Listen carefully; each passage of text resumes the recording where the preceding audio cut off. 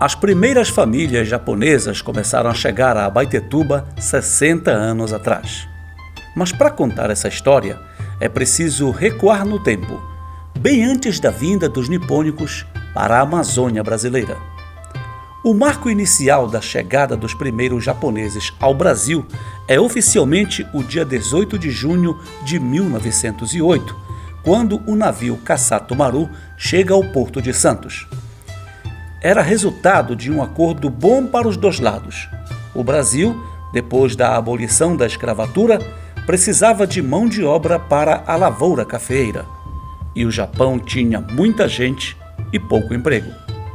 2 décadas depois de desembarcar no Brasil, esses pioneiros seguem para a Amazônia brasileira. Eles chegaram ao Pará a partir de 1929, mas essa vinda foi toda planejada bem antes. O governo japonês mandava uma equipe de cientistas aqui para escolher um lugar adequado para eles fazerem a agricultura deles, né? E foi em 1926, veio essa comissão, que era uma comissão de plantação japonesa no Brasil. O local escolhido foi Tomé-Açu, que anos mais tarde se tornaria município, mas que naquela época pertencia ao Acará. Em Tomé-Açu eles começaram primeiro a estudar o ambiente e a cultivar legumes, cultivar frutas, certo? E a colônia foi andando, ainda não tinha a pimenta do reino.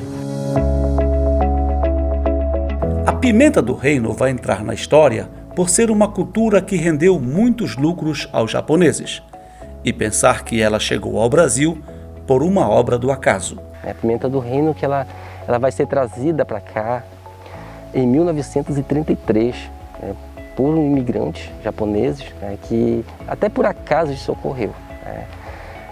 Quando eles saem do Japão, passam por Singapura, na embarcação acaba falecendo uma senhora idosa.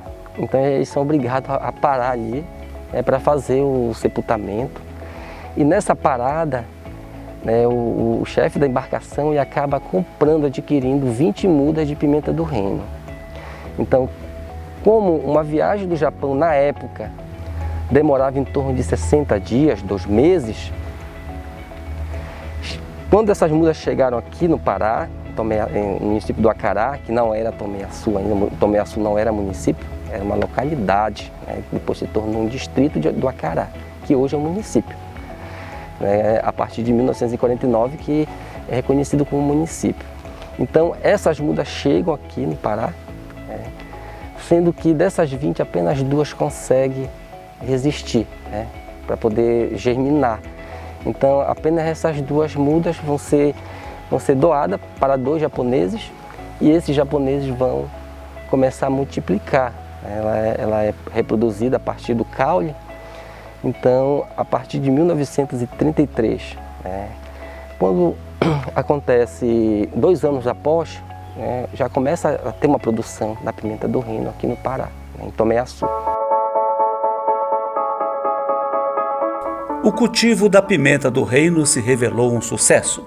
Lá em Tomé-Açu, plantaram de tudo, café, cacau, né? Ou seja, tá como era uma novidade, então tinham que testar de tudo, né? Mas nem café nem cacau eles não se deram bem, né?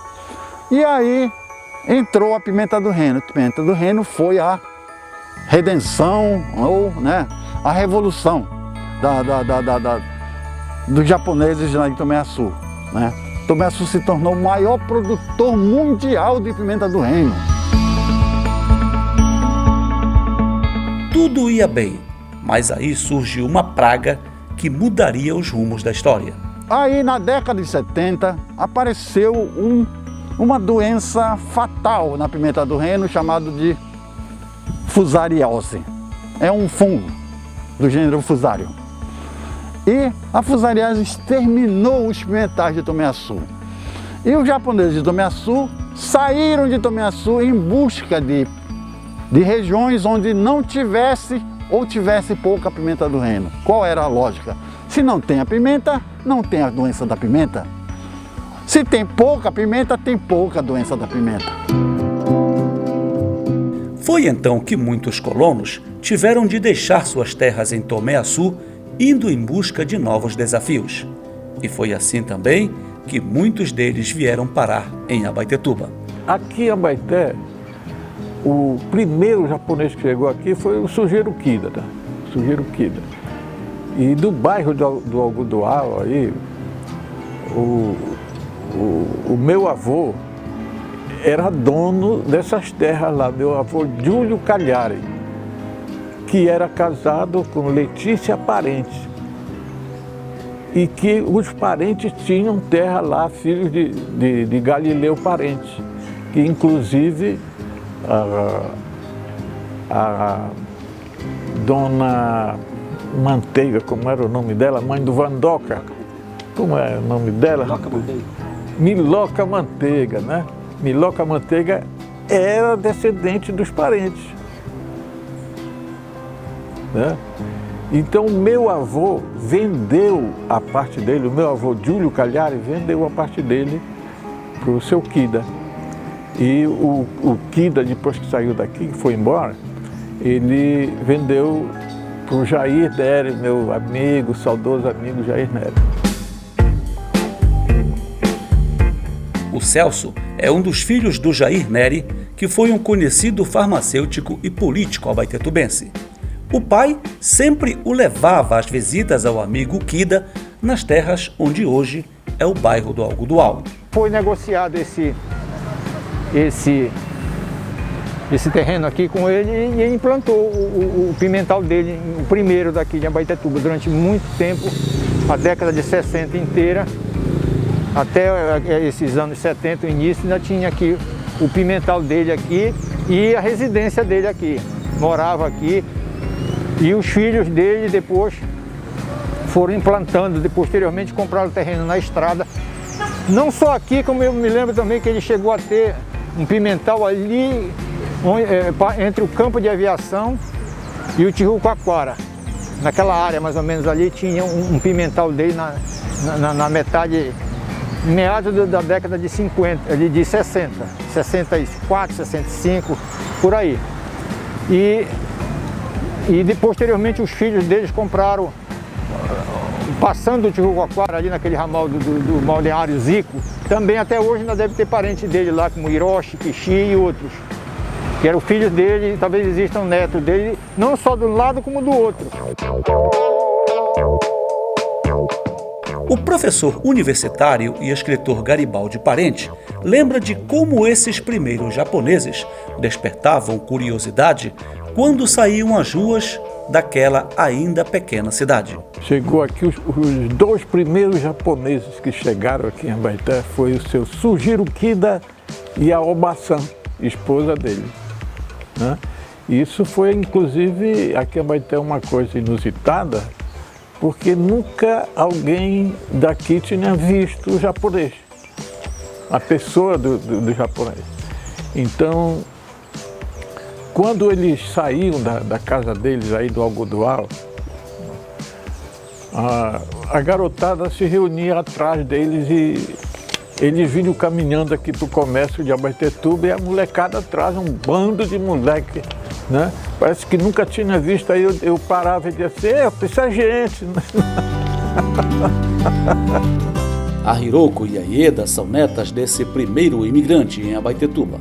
Elas ainda vivem em uma dessas propriedades, na então localidade rural do Tijucaquara, onde parte da família Kida se estabeleceu. Quando a gente ia visitar o meu avô lá, a gente chegava lá, era cercado assim, né? Mas a gente não tinha muita convivência com o meu avô, era difícil. Para completar, chegamos aqui em Abaetetuba em 1970. Então, a gente nem sabia, era igual o bicho do mato mesmo, Elas chegaram com os pais em Abaetetuba anos depois do avô, pelo mesmo motivo de tantos japoneses que tiveram de deixar os vastos pimentais em Tomé-Açu, a temida fusariose. mesmo destino da família Ikeda. Os pais do Flávio vieram do Japão para a Amazônia e se estabeleceram em Tomé-Açu, onde ele nasceu. O papai escolheu Abaetetuba por quê? Porque lá em Tomé-Açu, naquela época, não tinha estrada. Era tudo por avião ou por barco. Mas barco era 12 horas de barco para Belém. Avião era caro, era o teco-teco, né? E aí ele veio para Abaetetuba por quê? Abaetetuba era próximo de Belém. Belém era a escola e era o hospital dos tomé-açuenses. Então aqui ele já estava em maior segurança, por quê? Era rápido para Belém. E por isso escolheu Abaetetuba. Muitos desses descendentes tiveram então a oportunidade de estudar na capital. O Flávio é engenheiro agrônomo e, pela tradição da família e pela profissão, até hoje está ligado à agricultura. Ele mantém uma área com várias culturas, muitas com experimentos com técnicas de enxertia e alguns poucos pés de pimenta do reino. Mas essa já não é há muito tempo o cultivo principal desses japoneses em Abaetetuba. Mas reparem que falamos do Flávio e da Ieda, dois descendentes de japoneses que ganharam um primeiro nome em português. Isso também aconteceu com o seu Haruó, batizado com o nome de Herculano. Me fale um pouco, seu Herculano, dessa cultura japonesa de sempre adotar um primeiro nome português e um segundo nome, o tradicional de vocês japonês. Como é que era isso? Eu sempre foi, né? Desde que nasceu no Brasil, aí tinha que colocar o nome em português, né? E o em japonês também. A família Ishida viveu uma página triste da nossa história. Em meados dos anos 40, o mundo sofria os horrores da Segunda Guerra. Várias nações se alinharam em blocos distintos. Durante o começo da Segunda Guerra Mundial, vai ser formado os grupos, né? Os grupos dos países. Então vai se formar o grupo do eixo, e o grupo dos aliados. O grupo do eixo era formado pelo Japão, pela Alemanha e pela Itália. Já o grupo dos aliados era formado pela França, Inglaterra e União Soviética. Os Estados Unidos, eles davam apoio mais no sentido da produção dos, digamos assim, os produtos industrializados para os países que estavam em guerra. Mas a partir do momento que ele foi atacado, no ataque de Pearl Harbor, é uma base militar localizada no Oceano Pacífico, no Havaí, ele decide entrar na guerra de vez. Então, a partir do momento que os Estados Unidos se decide entrar na guerra, automaticamente o governo brasileiro de Getúlio Vargas vai seguir o mesmo rumo. Os japoneses que viviam em solo brasileiro passaram a sofrer perseguições. Todos os imigrantes japoneses que viviam, não só em Tomé-Açu, mas em toda essa região da Amazônia aqui, eles foram obrigados a ser locomovidos para Tomé-Açu. Tomé-Açu se tornou um campo de concentração, não como lá do Holocausto, na Polônia, que o Hitler lá, fez lá durante a Segunda Guerra, mas uma espécie de uma política desenvolvida pelo Getúlio Vargas. Ele cria a polícia política, que é exclusivamente para cuidar desses imigrantes. Por quê? Havia uma suposição que esses imigrantes acabavam sendo informantes para os países que formavam o grupo do eixo. E nunca foi comprovado essa versão. Então, como esses japoneses eram suspeitos, eles eram considerados como traidores da pátria. Então, eles vão ser perseguidos. Todos os objetos que eles possuíam, eles eram tomados pela polícia. Rádio, equipamento, qualquer objeto que tinha uma relação com o país de origem, principalmente voltado para a questão militar, eram tomados, né? E essas pessoas acabavam sendo suspeitas, né? Se por acaso tivesse conversando 3 pessoas, já era um caso de suspeita, né? Acabavam sendo detidas, presas. E foi assim que, ao contrário de muitos japoneses que foram parar em Tomé-Açu por vontade própria, a mãe de Haruo chegou ao Baixo Tocantins à força. Quando ela chegou do Japão, entrou em Itacoatiara, né, Parintins.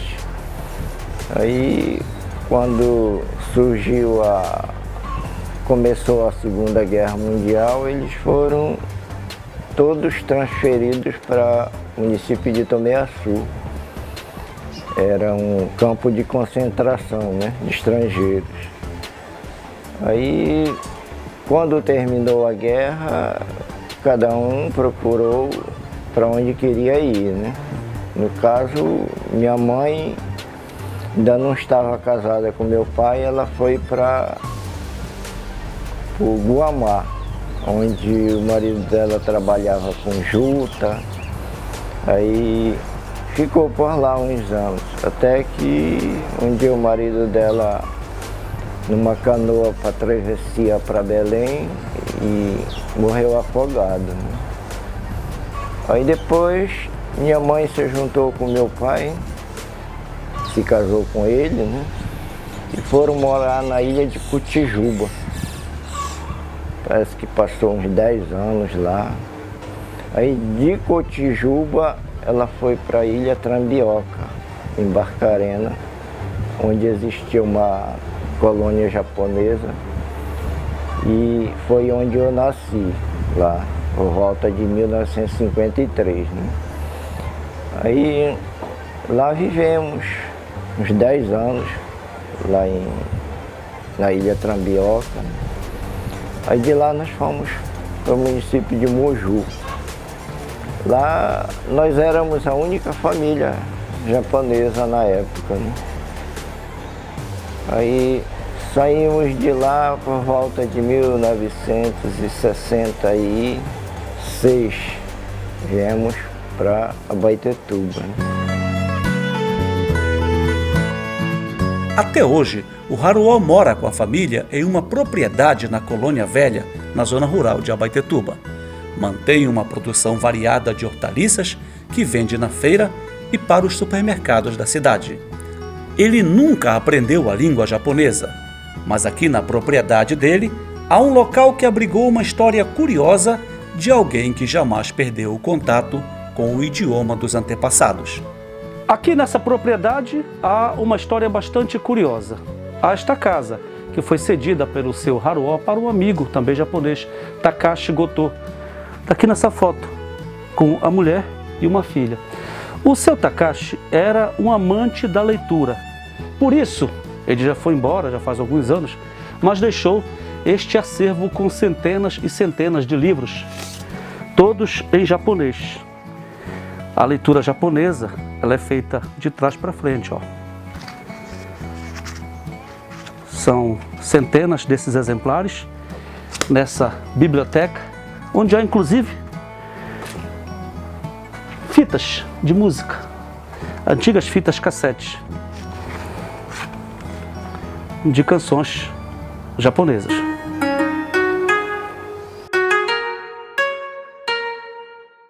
Esse negócio de manter viva a língua japonesa é cheio de surpresas.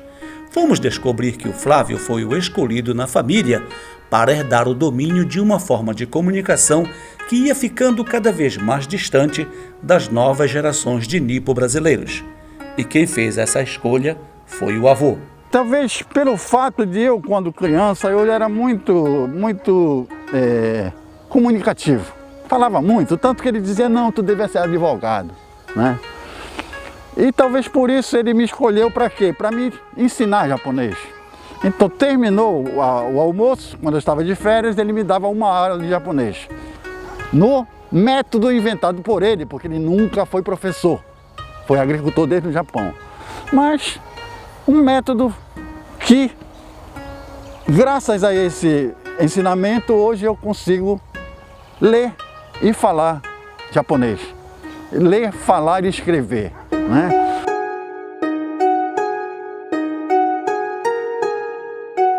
Aprender o idioma japonês foi o que fez uma geração inteira de Sanseis, como são chamados os da terceira geração de descendentes de japoneses. Esse aprendizado da cultura dos ancestrais foi uma das atividades desenvolvidas no local criado especialmente para manter a tradição e a cultura nipônicas no município, a Associação Nipo-Brasileira de Abaetetuba. Qual é a história dessa associação? Por que a colônia japonesa aqui em Abaetetuba resolveu fazer um espaço cultural de lazer como aquele? Esse que eu falei, não. Todo domingo o pessoal se reunia em casa para jogar vôlei. Aí os pais viram aquilo e falaram assim, poxa, estão jogando tão bem vôlei, vamos abrir uma associação. Foi aquela piquechita que tinha do lado. De lá começaram, veio a esposa do seu Tanimoto, ela era professora de aula de japonês. Foi aí os japoneses falaram, os pais da gente falaram, tem cara de rosto de japonês e não sabe escrever nem o nome, é uma vergonha para o japonês. Então, ela resolveu abrir uma escolinha dia de domingo, sábado e domingo, ela dava aula pra gente de japonês. Foi aí que foi começando, surgindo, a gente ia estudar sábado à tarde e domingo de manhã. Depois, nesse intervalo, assim, na hora do recreio, geralmente a gente batia a bola. Aí começou a jogar, a gente nem sabia jogar vôlei, né? Aí foi quando chegaram os mais velhos, viram assim, vamos formar um time. Aí foi que começou, formamos um time de voleibol masculino e feminino. Do vôlei, os pais falaram assim mesmo, poxa, tá jogando tão bem, tá na hora de participar. Aí começaram a ter outros contatos com outras associações de Castanhal, de Moema, de Santa Isabel. A gente começamos a participar de torneio de vôlei. A gente ganhava, começou a trazer troféu, aí os pais falaram assim, poxa, tá jogando bem, merece uma associação. Foi aí que eles trabalharam em prol de fundar essa associação. A associação começou a funcionar em 1985, às margens da rodovia Dr. João Miranda, próximo às propriedades das famílias Hayashi e Kida, e cresceu bastante com o apoio da Agência de Cooperação Internacional do Japão e do Consulado Japonês de Belém. Mas poucos anos depois, nos anos 90, começou uma onda migratória com muitos japoneses e seus descendentes fazendo o caminho de volta dos ancestrais. Aproveitando um decreto do governo japonês, descendentes de japoneses resolveram tentar a vida na terra natal de seus antepassados. Esse foi um dos motivos para a decadência da Associação Nipo-Brasileira, que acabou encerrando suas atividades para sempre em meados dos anos 90. Hoje, o prédio em ruínas é como um museu a céu aberto de um tempo em que muitas famílias nipônicas se confraternizavam em animados eventos esportivos e culturais. Muitos desses descendentes mantêm certos costumes dos ancestrais. A religião, por exemplo. Ieda, você mantém a religião, o budismo, como sua religião. Por que você até hoje mantém essa cultura religiosa do budismo? Por ter nascido nela. A mamãe, quando chegou em 70, ela conheceu, mais ou menos 1 ou 2 anos depois, ela conheceu o budismo. E de lá para cá, tudo mudou. O papai parou de beber, a nossa família começou a se unir mais. E ela viu o efeito dentro da família. E a gente ela manteve o budismo. Ela começou a praticar e fazer mais prática. A nossa prática é altruística. Nós temos que levar a felicidade para outras pessoas. E tudo isso, na crença dos budistas, já estava predestinado. Segundo o budismo, eu já tinha feito uma promessa em vidas passadas, porque a gente acredita na reencarnação. Então, eu já era budista desde a vida passada. E eu voltei, eu podia ter nascido em outro país, mas nasci no Brasil para reencontrar o budismo. As famílias Kida, Ikeda, Ishida e tantas outras que moram em Abaetetuba ainda vivem, em sua maioria, da produção agrícola. Outros enveredaram pelo comércio ou foram estudar em busca de outras profissões. Mas todos deixaram um legado importante no município. Influenciaram até em nossa alimentação, com a introdução de frutas, verduras e legumes. Passaram a fazer parte do nosso cotidiano, com aqueles sobrenomes que nunca ninguém tinha ouvido falar por aqui. A gente pode até destacar aqui algumas famílias, como a família Dohara, né? O seu Akira Dohara, né? Que é o pai do Jorge Dohara. Temos o seu Touro Ikeda, né? O pai do Flávio Ikeda. Temos o seu Hiroshi Kida, né? Temos o seu Yoshi Hayashi, o seu Koashi Sawada, o seu Yoshiaki Sonoda, Yoshiaki Yuki Ikawa. Todos eles contribuíram para o crescimento econômico e social da terra que os recebeu. Tornaram-se abaetetubenses. Quanto ao Garibaldi, aquele menino que viu os primeiros japoneses andando pelas ruas de Abaetetuba lá nos anos 60, bem, ele foi estudar em Belém e lá se interessou no aprendizado de um idioma não muito comum de se ouvir por aqui, o japonês. Kono machi desu, machi ni Nihonjin wa omedetou desu, né? Que quer dizer que eles sempre construíram algo aqui.